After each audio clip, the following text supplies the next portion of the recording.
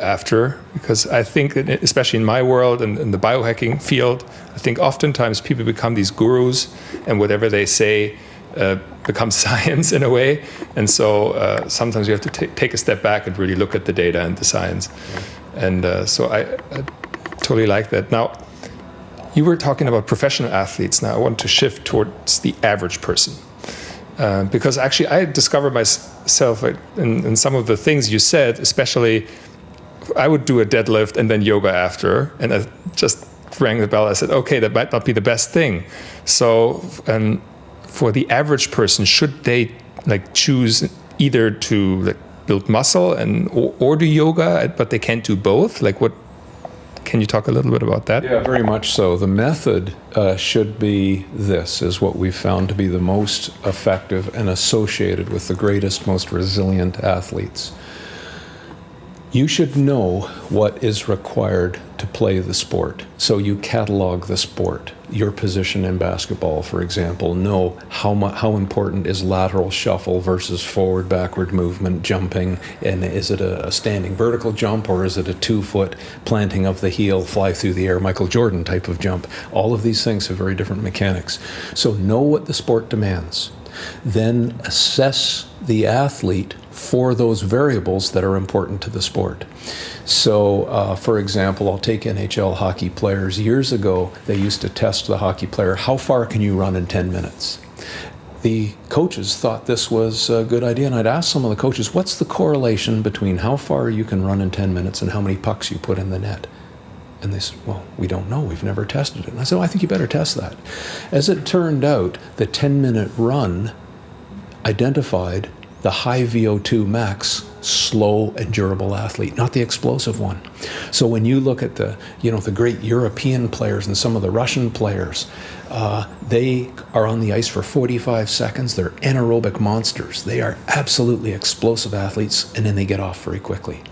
They have the worst 10-minute run time and the furthest standing vertical jump. So give me the hockey player with the furthest standing vertical jump, or horizontal jump, pardon me, and the poorest 10-minute runtime, because there's your explosive 45-second NHL star.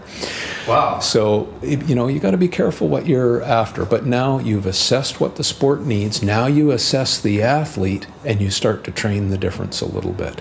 So if they need more explosive power, don't pollute your training program with traditional things that may or may not be enhancing that athleticism. But, of course, my world, every person who comes to see me has a back issue. So I have to rebuild their athleticism, or if we're just talking about an average person, rebuild their ability to enjoy a pain-free life, but we have to do it in a way that's sparing their spine. Mm-hmm. So to go back to your deadlift and yoga example, you're mixing up two things. So to be a good deadlifter means you have to build a body that's resilient for axial load. The collagen, the fibers that make up the disc of your spine, have to be stiffened in order to bear high load. When you do yoga, you soften the matrix that holds the collagen together. So next time you put high load on it and repeatedly bend it, the nucleus will start to put pressure on the collagen fibers, and they'll slowly delaminate and open up. So you just created the perfect storm. You created laxity between the layers of collagen in your discs through yoga, and then you're asking it to bear high load. You can't do that. So the great grand masters of powerlifting, they can't even tie their shoe. But don't worry about it. That's what allows them to bear hundreds of kilos of load down their back. But and I'll give you another little example as well about matching the programming to a particular athletic body form. So I'm just looking at the width of your elbows here and the width of your knees, and I'm looking at the size of your skeleton. If you take a slender branch, you can bend it back and forth. There's no stress, there's no problem. But if you take a thicker branch and bend it to the same amount, it will shatter. So if I take a heavy rugby player with a heavy frame and get them to do sit-ups, they actually herniate their discs much sooner than the slender person.